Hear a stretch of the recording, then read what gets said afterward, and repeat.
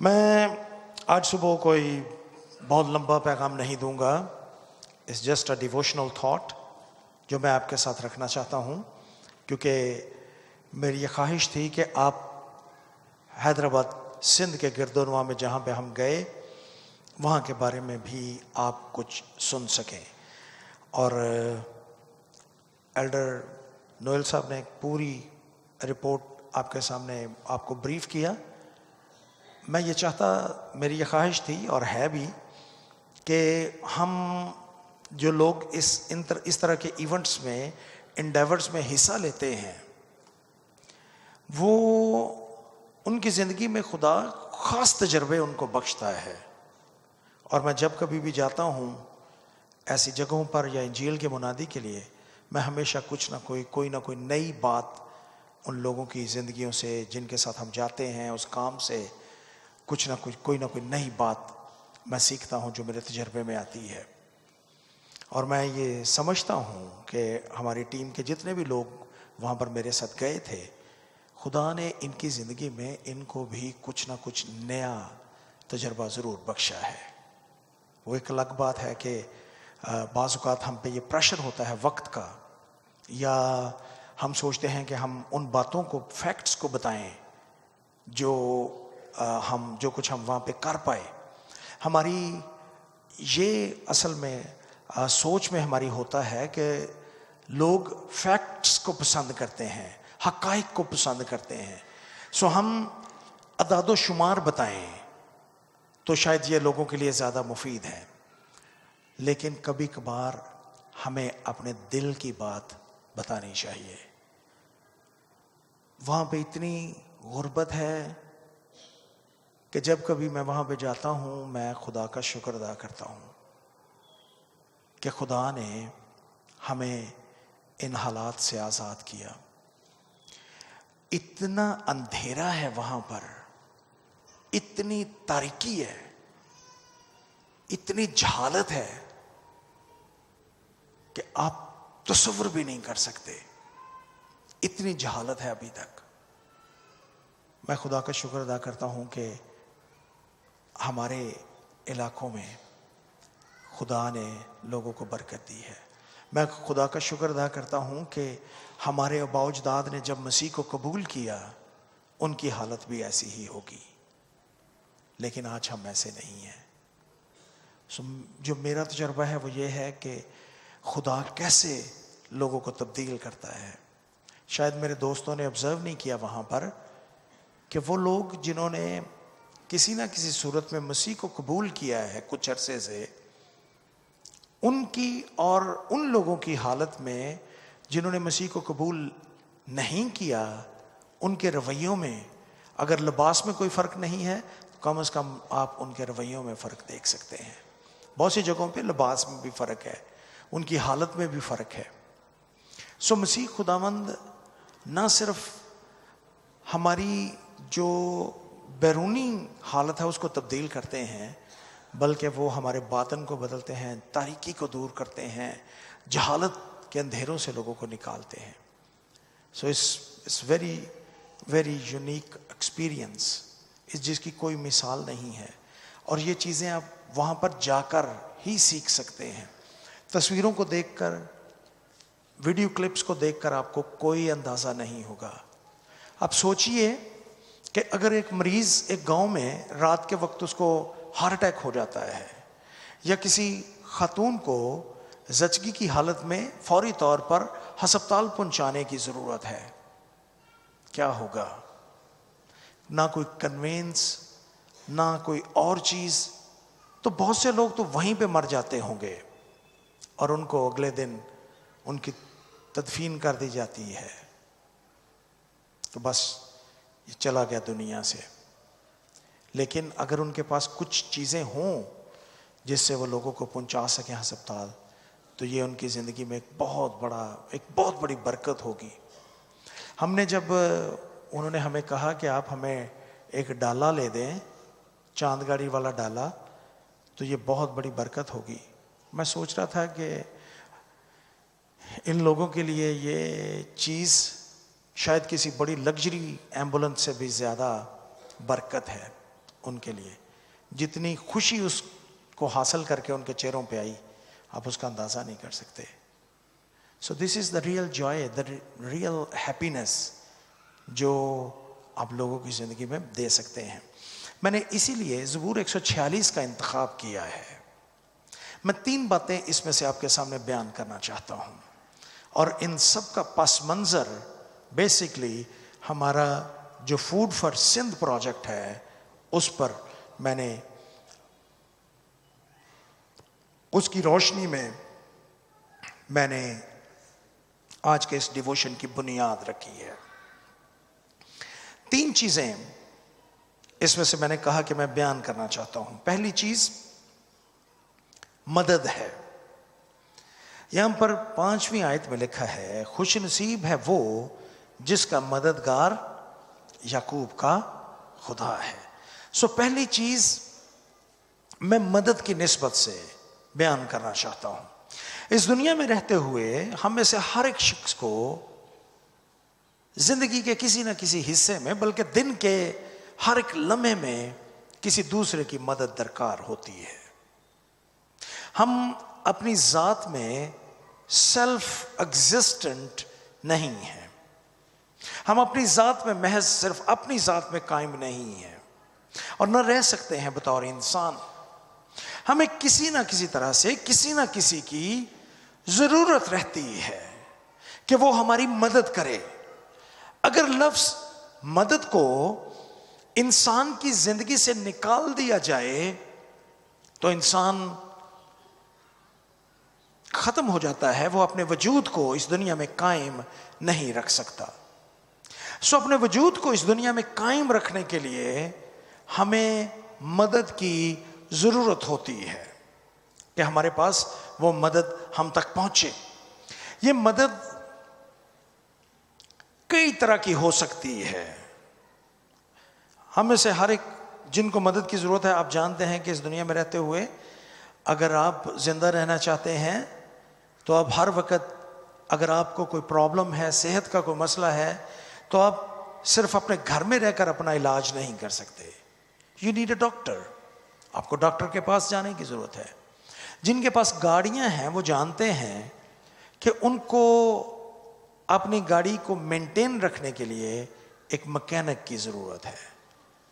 ہمیں اپنے آپ کو قائم رکھنے کے لیے کئی ایک لوگوں کی ضرورت ہے. کوئی ہمارا لباس تیار کرے, ہمارے بال کاٹے, ہمارے لیے جوتے تیار کرے. یہ ان ساری چیزوں کے لیے ہمیں کسی نہ کسی شخص کی مدد درکار ہوتی ہے.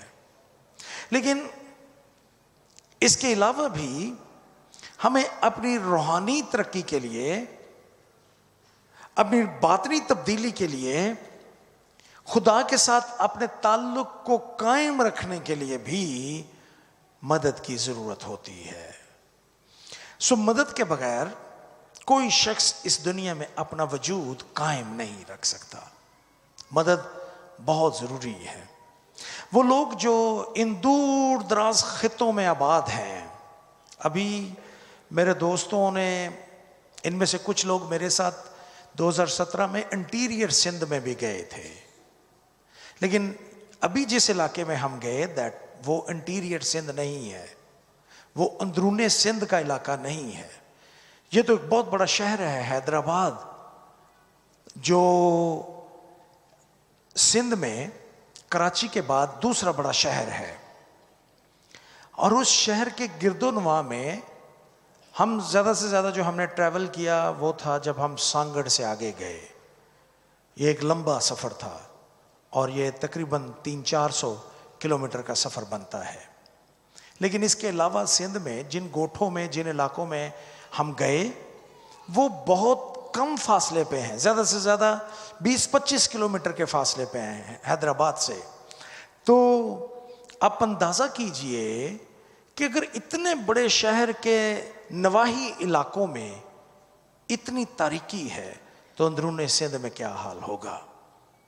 یہ لوگ تو ایک بہت بڑے شہر کے قریب بستے ہیں, لیکن جو لوگ بہت اندرون سندھ کے انتہائی دور دراز علاقوں میں بستے ہیں ان کا کیا عالم ہوگا. خدا کرے کہ کسی وقت ہم دوبارہ سے ان اندرون سندھ کے علاقوں میں جا سکیں اور ان لوگوں کے ساتھ بھی وقت گزار سکیں، تو یہ بہت خوش نصیبی ہوگی ہماری۔ لیکن ابھی ہم جن علاقوں میں گئے، جن کے بارے میں آپ نے کچھ باتیں سنی، یہ حیدرآباد کے گرد و نواح میں تھے، لیکن میں نے جیسا عرض کیا کہ وہ انتہائی غربت اور افلاس کی زندگی گزار رہے ہیں، انتہائی نامساعد حالات میں زندگی گزار رہے ہیں۔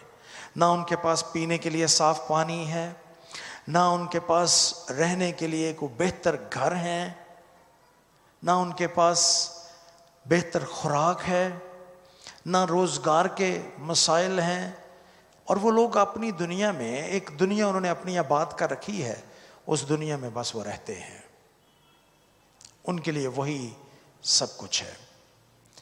لیکن ان کو نہ صرف جسمانی ضرورتوں کو پورا کرنے کے لیے مدد کی ضرورت ہے، ان کو باطنی تبدیلی کے لیے بھی مدد کی ضرورت ہے۔ جب تک کوئی ان کے پاس پہنچے گا نہیں، جب تک کوئی ان کی مدد کرنے کے لیے تیار نہیں ہوگا، ان کی مدد کیسے کی جائے گی؟ ان کی زندگیاں کیسے تبدیل ہوں گی؟ ان کے حالات کیسے تبدیل ہوں گے؟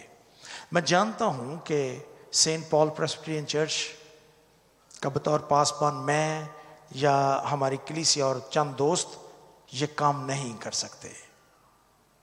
ہم چند لوگوں کی زندگیوں میں تو کام کر سکتے ہیں، لیکن وسیع پیمانے پر یہ کام شاید گورنمنٹ کو کرنے کی ضرورت ہے، حکومتی پیمانوں پر یہ سب کچھ کرنے کی ضرورت ہے۔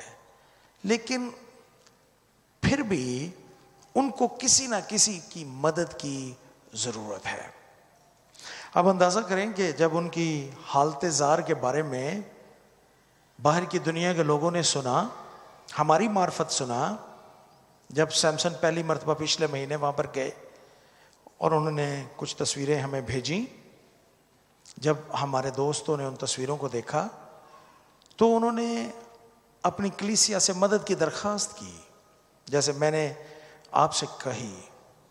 اسی طرح سے ہمارے بھائی اسٹیفن نے بھی مدد کی درخواست کی اپنی کلیسیا میں، اور لوگوں نے مدد کی ان کی۔ کہیں دور بیٹھ کر انہوں نے ان لوگوں کی حالت کو میں اپنا حصہ ڈالنے کے لیے کچھ نہ کچھ دیا۔ وہ مدد ہے، لیکن یہ مدد، آپ اس کو انسانی مدد تو کہہ سکتے ہیں، لیکن اس کے پیچھے بھی آپ کو خدا کی ذات نظر آئے گی۔ یہاں پر یہ لکھا ہے، وہ جس کا مددگار یعقوب کا خدا ہے۔ اب جہاں کہیں بائبل مقدس میں اور خاص طور پر زبوروں کی کتاب میں مدد کا، محافظت کا تصور دیکھیں گے، وہاں پر یعقوب کا خدا کہا گیا ہے، دا گاڈ آف جیکب۔ اس کی وجہ یہ ہے کہ جب یعقوب اپنے ماں باپ کے گھر سے نکلا تو اس کی زندگی میں ہمیشہ مدد کی ضرورت رہی، اور جب وہ تبدیل ہوا تو ہم دیکھتے ہیں کہ کس طرح سے خدا نے اس کو یعقوب سے اسرائیل بنا دیا۔ وہ شخص جو تنہا اپنے گھر سے نکلا، وہ بنی اسرائیل کے 12 قبیلوں کا باپ بن گیا۔ اس لیے ہمیشہ یعقوب کے خدا کو کہہ کر مدد کے لیے پکارا گیا، کہا گیا زبوروں کی کتاب میں۔ کسی نہ کسی کو جب کوئی بھی کسی نہ کسی کی مدد کرتا ہے تو وہ یہ نہ سمجھے کہ یہ اس کی اپنی طرف سے ہے۔ ہر طرح کی مدد جو ہماری کلیسیا یا ہم کر پائے، یہ خدا کی طرف سے ہے، کیونکہ خدا ہے جو موٹیویٹ کرتا ہے لوگوں کو، خدا ہے جو آپ کو بھیجتا ہے۔ بائبل کا خدا بھیجنے والا خدا ہے، وہ رسالتی خدا ہے، اور وہ بھیجتا ہے۔ ہی از مشنری گاڈ، وہ بھیجتا ہے لوگوں کو، اور اس نے لوگوں کو کہیں دور دراز علاقے میں اس بات کے لیے قائل کیا کہ وہ اپنے ہدیے دیں، اور پھر ہمیں قائل کیا کہ ہم ہدیے بھی دیں اور خود جائیں بھی۔ یہ بہت دفعہ لوگ سمجھتے ہیں کہ اس طرح کے مشنری کام کے لیے جانا یہ ایک لگژری کام ہے۔ نہیں، یہ دوست جو میرے ساتھ گئے، ان کو اندازہ ہو چکا ہوگا کہ یہ کوئی آسان کام نہیں ہے. اب یہاں سے گجرانوالہ سے حیدرآباد ٹرین کے ذریعے سفر کریں اور گاڑی سے اترتے ہی آپ کو کہا جائے کہ ٹھیک ہے 1 گھنٹے کے بعد آپ نے دوبارہ وین میں بیٹھنا ہے تاکہ ہم فیلڈ میں جا سکیں. آپ اندازہ کر سکتے ہیں ان میں سے کئی ایک ہیں جن کا دل کرتا ہوگا کہ یہ اب بستر پہ لیٹیں اور اب 2-3 گھنٹے سوئیں، آرام کریں گاڑی کے سفر کے بعد. لیکن نہیں، یہ خدا ہے جو موٹیویٹ کرتا ہے اور مدد کے لیے بھیجتا ہے. میں جو بات آپ کے سامنے دراصل کہنا چاہتا ہوں وہ یہ ہے کہ مت سمجھیں کہ یہ انسانی مدد ہے، بلکہ اس مدد کے پیچھے بھی خدا کی ذات اقدس موجود ہے. اس زبور میں لکھا ہے کہ عمرہ پر بھروسہ نہ کریں، ان کا دم نکل جاتا ہے، وہ مٹی میں مل جاتے ہیں. خدا کی ذات پر بھروسہ کریں. مدد کے لیے ہمیشہ خدا سے مانگنا چاہیے، لوگوں سے نہیں. کیونکہ جب خدا ہماری مدد کے لیے تیار ہوتا ہے تو وہ کسی کو بھی بھیج سکتا ہے. وہ آپ کی مدد کے لیے وسائل بھی مہیا کر سکتا ہے، وہ آپ کو دے بھی سکتا ہے. اور یہ صرف سندھ کے لوگوں کے لیے نہیں ہے، ہم سب کے لیے بھی ہے.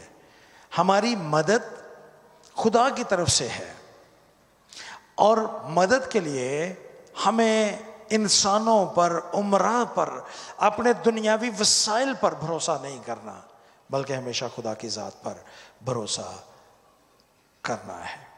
دوسری بات جو میں آپ کے ساتھ کرنا چاہتا ہوں وہ ہے امید. یہاں پر لکھا ہے جس کی امید خداوند اس کے خدا سے ہے. جس کی مدد، جس کا مددگار یعقوب کا خدا ہے اور جس کی امید خداوند کی ذات اقدس پر ہے. امید اس دنیا کی ایک بہت بڑی طاقت ہے جس نے اس پوری کائنات کو سنبھال رکھا ہے. اگر امید کو انسانی معاشرے سے نکال دیا جائے تو یہ معاشرہ فوری ایک لمحے میں یہ ختم ہو جائے گا. کیونکہ جو کچھ آپ کرتے ہیں اس کے پیچھے ایک ہی قوت ہے جو ہمیں آگے بڑھنے کے لیے متحرک رکھتی ہے، وہ ہے امید. ہمیں امید ہوتی ہے، ہم امید کے سہارے چلتے ہیں. اور اردو زبان میں ایک محاورہ ہے، جب تک سانس تب تک آس. جب تک ہم اس دنیا میں زندہ رہتے ہیں ہم آس اور امید کے سہارے آگے بڑھتے رہتے ہیں. لیکن یہاں پر امید خدا کو کہا گیا ہے. ہماری امید خدا ہے. خداوند یسوع مسیح ہماری امید کا لنگر ہے. خداوند یسوع مسیح کو ہماری امید نئے عہد نامے میں کہا گیا ہے. اور یہاں پر زبور نویس کہتا ہے کہ جس کی امید خداوند اس کے خدا سے ہے، خداوند جس کی امید ہے وہ قائم رہے گا. اب میں نے جو چیز، ایک بہت بڑی چیز جو آبزرو کی اس سارے ٹرپ کے دوران، وہ یہ ہے کہ وہاں پر رہتے ہوئے بہت سے لوگ کسی امید کے بغیر زندگی گزار رہے ہیں. ان کی زندگی، ان کا دین دھرم وہیں پر اسی ایک خاص مخصوص جگہ پر ہے. اس کے علاوہ ان کے پاس کوئی امید نہیں ہے. جب ہم ان کے پاس پہنچتے ہیں یا کوئی اور جو مسیح کی منادی کرتے ہیں ان کے درمیان، ہمیں نہ صرف ان کی مدد کرنے کی ضرورت ہے خدا کی طرف سے، بلکہ اس کے ساتھ ہمیں ان کی زندگیوں میں ایک امید پیدا کرنے کی بھی ضرورت ہے. اور امید یہ ہے، جیسا بھی آپ چند دوستوں نے آپ کے ساتھ شیئر کیا کہ انہوں نے ان کو بتایا کہ تعلیم ان کے حالات کو تبدیل کر سکتی ہے. It's a hope.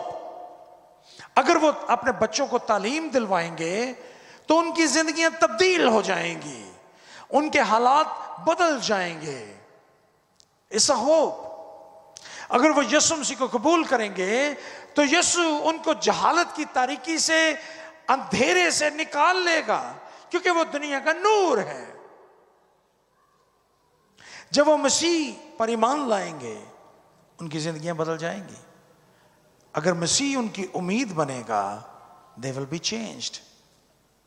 So مدد کے ساتھ ساتھ جو فزیکل ہیلپ ہے راشن کی صورت میں، روپے پیسے کی صورت میں، یہ ختم ہو جائے گی، لیکن اس کے ساتھ ساتھ مسیح کی محبت کو بھی، مسیح کی امید کو ان لوگوں میں، ان کے دلوں میں جگانا، that is the main purpose. اور میرے دوست جانتے ہیں کہ جہاں کہیں ہم گئے، میں نے یہ لفظ ضرور کہے کہ یہ راشن جو ہم آپ کو دے رہے ہیں یہ ختم ہو جائے گا چند دنوں کے بعد. یہ پیسے جو ہم دے رہے ہیں یہ شاید آپ کل شام تک ختم کر دیں، لیکن ہم آپ کے ساتھ دو چیزیں بانٹنے کے لیے آئے ہیں. ایک یہ مدد، اور اس کے ساتھ دوسری چیز جو ہم آپ کے ساتھ بانٹنے آئے ہیں، that is the love of God. خدا کی محبت کو بانٹنے کے لیے آئے ہیں. میں نے ان کو یہ کہا کہ ہم اس لیے آپ کے درمیان ہیں کیونکہ ہم خدا سے محبت رکھتے ہیں اور ہمارا خدا ہم سے محبت رکھتا ہے.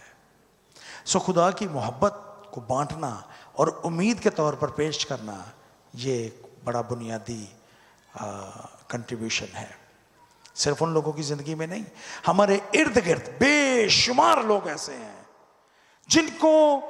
جن کی زندگیوں میں کوئی امید نہیں ہے مسیح کی. وہ اس دنیا کی امید کے سہارے زندگی گزار رہے ہیں.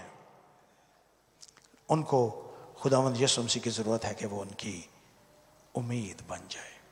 جب امید، مسیح کی امید، مسیح بطور امید ہماری قوت بنے گا تو ہم خدا سے مدد حاصل کر سکیں گے. اور تیسری بات جو یہاں پر لکھی ہے وہ ہے خوش نصیب، ہیپینس، خوش ہونا. خوش ایک ہی صورت میں ہم ہو سکتے ہیں اگر ہمارا مددگار کوئی انسان نہیں، ہم انسانوں پر بھروسہ نہیں کرتے بلکہ خدا کی ذات پر بھروسہ کرتے ہیں. اور اگر مسیح ہماری امید بن جائے تو پھر ہم حقیقی خوشی کو حاصل کر سکتے ہیں. خوشی کا تعلق ہمارے بیرونی جو حالات ہیں ان کے ساتھ نہیں ہے. اس کے ساتھ نہیں کہ میری جیب بھری ہے تو میں خوش نصیب ہوں، نہیں. دنیا میں آپ نے دیکھا ہوگا بہت سے لوگ ایسے ہیں جن کے پاس دولت کی کوئی کمی نہیں ہے، جن کے پاس اقتدار اور اختیار کی کوئی کمی نہیں ہے، لیکن اس کے باوجود ان کی زندگی میں کوئی خوشی بھی نہیں ہے. میں نے بہت سے لوگوں کو دیکھا ہے جن کے پاس کثرت سے ہر چیز ہوتی ہے لیکن ان کی زندگی میں کوئی خوشی نہیں ہوتی. خوشی کا تعلق آپ کی دولت کے ساتھ نہیں ہے، خوشی کا تعلق آپ کے حالات کے ساتھ نہیں ہے، خوشی کا تعلق آپ کے وسائل اور آپ کے اختیار اور اقتدار کے ساتھ نہیں ہے. خوشی کا تعلق آپ کے باطن سے ہے. اور اگر خداوند یسوع مسیح ہماری امید ہے ہمارے دل میں، اور وہ یعقوب کا خدا ہمارا مددگار ہے، تو پھر ہم خوش ہوں گے. میں اس بات سے بخوبی واقف ہوں کہ بہت دفعہ جب ہم اس طرح کی رپورٹنگ کرتے ہیں اور بریف کرتے ہیں، اس پہ کوئی شک نہیں کہ ایسے کاموں پر بے شمار پیسہ خرچ ہوتا ہے، لیکن یہ پیسہ چند دنوں میں ختم ہو جاتا ہے. اگر حقیقی معنوں میں اگر ہم یسوع مسیح کو بطور امید ان لوگوں کے دلوں میں پیدا کر دیں تو پھر وہ غربت کی حالت میں بھی خوش رہیں گے، کیونکہ یسوع مسیح ان کا نجات دہندہ، ان کی امید اور ان کا مددگار ہوگا. سو میری دانست پہ یہ ایک ٹول ہے جس کو آپ استعمال کر سکتے ہیں ان کی مدد کرنا، کیونکہ خداوند یسوع مسیح نے ہمیں یہی کہا ہے کہ ہم ایک دوسرے کی مدد کریں، ان کی غربت میں بھی ان کی مدد کریں، جسمانی طور پر بھی ان کو دیں. خداوند یسوع مسیح نے خود بائبل مقدس میں 2 مرتبہ یہ معجزات بیان کیے گئے ہیں جہاں پر لوگ ان کے پاس آئے اور خداوند یسوع مسیح نے ان کو کھانا مہیا کیا. سو لوگوں کی جسمانی ضرورت کا خیال رکھنا یہ بھی ہمارا فرض ہے، لیکن جو اصل کام ہے وہ ہے یسوع کو ان لوگوں کی زندگیوں میں امید بنانا. تو میں آپ سب کو بھی اس بات کے لیے آپ کا شکریہ ادا کرنا چاہتا ہوں جن لوگوں نے ہمارا ساتھ دیا تاکہ ہم وہاں پر جا سکیں. اور اس کے ساتھ ہی میں آپ سے یہ بھی کہوں گا ہمیں ان مواقع ان اپرچونٹیز کو کھونا نہیں چاہیے. اور جب کبھی ہمیں موقع ملے کہ ہم ان ایسی جگہوں پر جائیں خداوند یسوع مسیح کو لے کر، تو یہ کوشش کیجئے کہ جب ہم آپ سے یہ کہتے ہیں کہ اب آپ جائیں اور لوگوں کے درمیان کچھ وقت گزاریں، تو آپ ان کی زندگی میں خداوند یسوع مسیح کو بطور امید پیدا کیجئے. ان کو بتائیے کہ وہ یسوع مسیح کو قبول کریں، اور جب وہ یسوع کو قبول کریں گے تو حقیقی خوشی اس وقت ان کو حاصل ہوگی. کیونکہ خوراک، پیسہ یہ ٹیمپریریلی ہے، اصل خوشی دل سے آئے گی جب وہ یسوع کو قبول کریں گے. جب میں اور آپ یسوع کو دل سے قبول کریں گے، جب ہماری زندگیوں میں یسوع مسیح امید بنے گا، اور جب ہمارا مددگار یعقوب کا خدا ہوگا، اس وقت ہم حقیقی خوشی کا تجربہ کر سکیں گے. خداوند آپ سب کو اور مجھے اور ان لوگوں کو جن کے درمیان ہم پہنچے، ان سب لوگوں کے درمیان خداوند یسوع مسیح امید بنے، ان کا مددگار بنے، اور ان کے دلوں کو حقیقی خوشی سے شادمان کرے. آئیے ہم اپنے سروں کو جھکائیں اور دعا کریں.